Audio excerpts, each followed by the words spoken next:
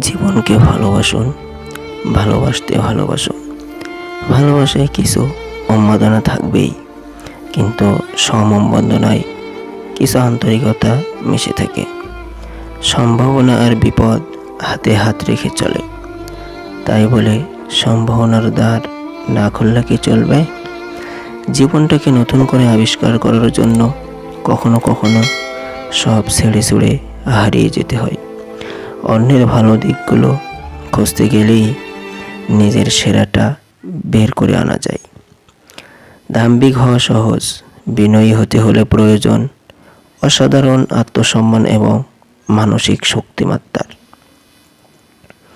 বললে তুমি ভুলে যাব, সেকালে মনে রাখবো, সাথে নিলে আমি শিখব। জীবনে উন্নতি করার গোপন সূত্র হলো কাজ শুরু করা। সুখ কখনো সম্পত্তি বা অর্থের উপর নির্ভর করে না। সুখের বাস আত্মার গহীনে। তুমি চাইলেও পেছনে যেতে পারবে না। তবে সামনে না এগিয়ে থেমে আসো কেন? জীবনে এগিয়ে যাওয়ার জন্য নিজের সামনে একটি লক্ষ্য ঠিক করো, তারপর তার দিকে এগিয়ে যাও। অতীতকে বিদায় জানাতে সাহস লাগে।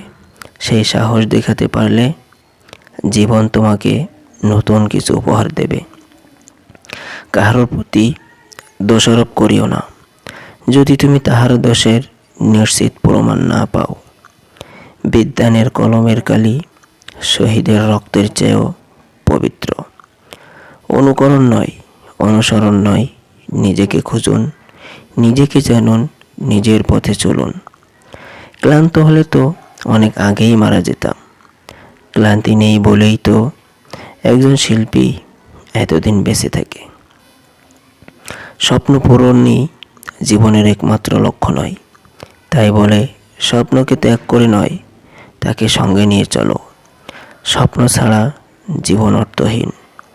চিন্তা করো বেশি, বলো অল্প, এবং লেখো তার চেয়েও আরও কম। যুদ্ধের সবচেয়ে সেরা কৌশল হলো লড়াই করা ছাড়াই শত্রুকে পরাজিত করতে পারা। খারাপ হওয়ার জন্য ভালো কাজ না করে হাত গুটিয়ে বসে থাকাই যথেষ্ট। অন্ধরা দেখতে না পেলেও আলো আলোই থাকে, সে অন্ধকার হয়ে যায় না।